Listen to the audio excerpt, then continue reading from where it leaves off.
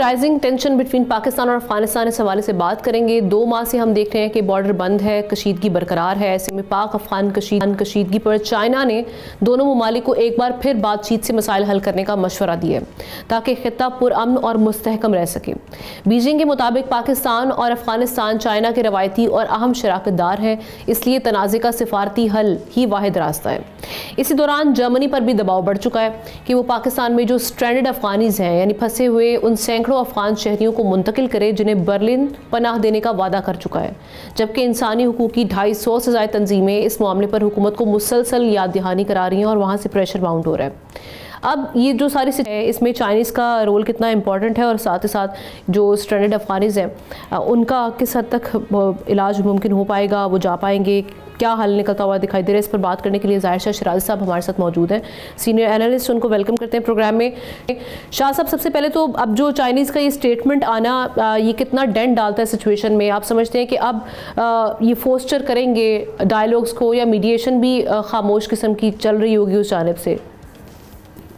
बहुत बहुत शुक्रिया। हमने अगर हम रियलिस्टिकली बात करें तो इससे पहले जितने मुल्कों ने, चाहे वो तुर्की था या कतर था, उन्होंने बातचीत की कोशिश की। मेरे ख्याल में वो पाकिस्तान और अफगानिस्तान के दरमियान मसाइल हल करने की बजाय बहुत सारे ऐसे मामला थे जिनमें उनके अपने ज़ाती मफादात थे। और इसमें अगर हम रियलिस्टिक बात करें तो चाइना इस दफ़ा इसलिए चाइनीज़ ने इंटरवीन करने की कोशिश की है कि वो नहीं चाहते कि पाक अफगान तनाज़े के शक्ल में किसी भी तरीके से अमेरिका या कोई दूसरी कुव्वत आगे दोबारा अफगानिस्तान के अंदर बैठे। और ख़ासतौर पर जो सिगार की रिपोर्ट कल परसों आई है उसके बाद तो बाकायदा अफगानिस्तान को एक एक्सपोर्ट ऑफ टेररिज्म के लिए एक मेन हब करार दे दिया गया है, जहाँ पे $7.2 बिलियन से ज़ायद का असला मौजूद है। आपके पास मुख्तलिफ किस्म के मिलिटेंट टेररिस्ट ग्रुप्स मौजूद हैं जो कि सेंट्रल एशियन रिपब्लिक से लेके चाइना, रशिया, पाकिस्तान सबको थ्रेटन कर रहे हैं, ईरान को भी थ्रेटन कर रहे हैं। और एक लिहाज से एक ऐसा इकोसिस्टम बन गया है जहाँ पे कोई गवर्नेंस नहीं है, कोई ह्यूमन राइट्स नहीं है, कोई मॉनिटरिंग मैकेनिज्म नहीं है। और जिस तरीके से अमेरिका ने $450 मिलियन, जैसे कि अमरुल्लाह सालेह ने ट्वीट किया है कि वो जहाज बाकायदा चार्टर्ड करके भिजवाया है अफगान तालिबान को, हालांकि वही कहा जाता है कि it's part of the Doha agreement, लेकिन अब ये समझनी पड़ रही है कि why the American are on the one side वो सपोर्ट कर रहे हैं, दूसरी साइड पे जो है वो उसको क्रिटिसाइज कर रहे हैं। तो ये एक चीज़ है। इसके बाद चाइनीज़ का रोल बड़ा इंपॉर्टेंट इसलिए है कि China is the main player. CPEC है, BRI है, सेंट्रल एशियन रिपब्लिक्स तक रसाई है, या आप देख लें उज्बेकिस्तान, पाकिस्तान और अफगानिस्तान की जो रेलवे लाइन है जो कि मज़ार से लेके काबुल और काबुल से फिर लंडी कोतल तक आएगी, और इसको फिर आगे एक्सपेंड करने की बात की जा रही है RCD की शक्ल में, जैसे कि हमारी RCD शाहराह थी पाकिस्तान, ईरान और तुर्की के दरमियान। तो ये एक बहुत बड़ा प्रोजेक्ट है और चाइनीज कभी नहीं चाहेंगे कि वो किसी भी लिहाज से इस चीज़ को जो है वो बिलियंस ऑफ डॉलर खर्च करने के बाद ख़त्म करें। लेकिन एक चीज़ हम ज़रूर देखेंगे कि जो अफगान तालिबान की नेचर है, मेरे ख्याल में अपने मफादात के लिए किसी को भी डिच कर सकते हैं।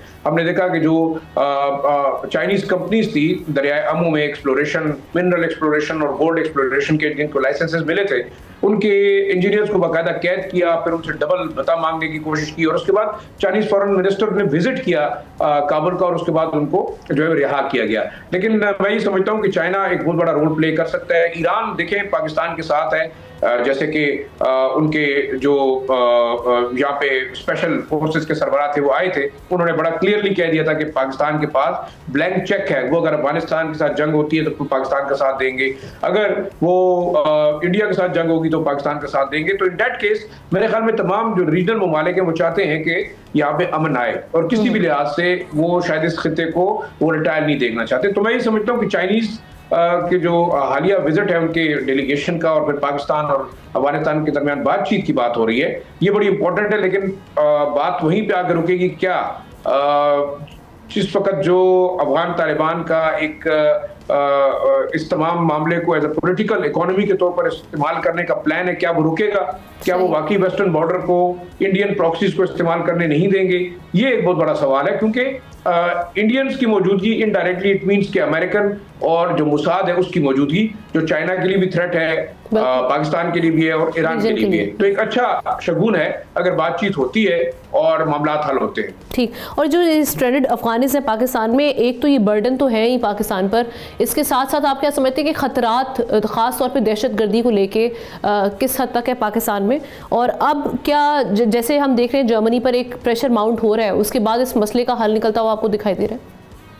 देखिए, इस मसले का बड़ा सादा हल है। अगर अमेरिका और उसके इत्तेहादी मगरबी ममालिक ने बैन लगा दिया है असाइलम पे या असाइलम सीकर्स पे या जो मजीद अफगान रेफ्यूजीज हैं उनको इंडक्ट करने से, तो फिर इन्हें वापस अपने मुल्क भिजवाना चाहिए, क्योंकि वो पाकिस्तान उसका जिम्मेदार नहीं है।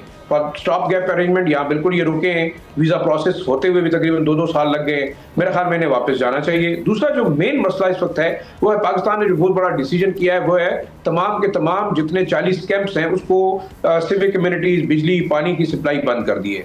और शफरान मिनिस्ट्री का ये कहना है कि तकरीबन 40 से 45 जो कैंप हैं उसमें 4-4.5 लाख अफगान रेफ्यूजीज मौजूद हैं, जिनको अगले शायद 2-3 हफ्तों के अंदर वापस अफगानिस्तान भिजवाने का इंतजाम किया जाएगा। और यूएनएचसीआर को भी इस मामले के अंदर उनको टेकअप किया हुआ है। आखिरी चीज अगर इस वक्त देखें, बाकी सिक्योरिटी थ्रेट इसलिए है कि पाकिस्तान के अंदर खासतौर पर बलूचिस्तान और केपी के अंदर जितने हमले हुए हैं वो ज्यादातर 60% से ज्यादा जो लोग इसके अंदर इन्वॉल्व थे वो अफगानी थे और अफगान शहरी निकले हैं। इसकी एक चीज बिल्कुल वाज़ेह हो चुकी है कि बहुत सारे जो अफगान तालिबान फाइटर्स थे वो या तो टीटीपी के साथ शामिल हो गए या वो आईएसके के साथ शामिल हो गए, जो कि पोटेंशियली तमाम खित्ते के लिए एक बहुत बड़ा खतरा है। तो अफगान रेफ्यूजीज को मेरे ख्याल में अब पाकिस्तान की हुकूमत की पॉलिसी बड़ी वाज़ेह है कि इन्हें वापस जाना होगा, और जो गैर कानूनी होंगे उन्हें अंडर फॉरेन एक्ट ट्राई किया जाएगा, जेलों में भी भिजवाया जाएगा और गिरफ्तार करके भी इस दफा ये फैसला किया गया है कि उन्हें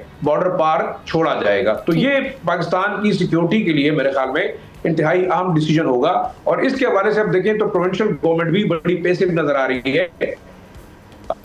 कैंपों को जो बिजली, पानी और दूसरी सहूलियात मुनक़ता की गई हैं वो डिस्ट्रिक्ट एडमिनिस्ट्रेशन ने की हैं। तो इट मीन्स कि खैबर पख्तूनख्वा की हुकूमत जो कि अफगान कार्ड खेलती रही है कि ये हमारे भाई हैं, हम इन्हें वापस नहीं भेजेंगे, ये केपी के अंदर पनाह ले सकते हैं, लेकिन जो मोहसिन नकवी की एक बड़ी क्लियर वार्निंग है कि सिर्फ खैबर पख्तूनख्वा सपोर्ट नहीं कर रहा, बाकी तीनों सूबे सपोर्ट कर रहे हैं। उसके बाद लगता है कि सूबाई हुकूमत जो है वो इस मामले के अंदर वो भी बैकफुट पे चली गई है। और अब बाकी जो अफगान रेफ्यूजीज यहाँ कैंपों में हैं या तकरीबन 3 मिलियन से ज्यादा जो केपी के मुख्तलिफ शहरों में हैं, उन्हें अब वापस जरूर जाना होगा और इन्हें भिजवाना होगा।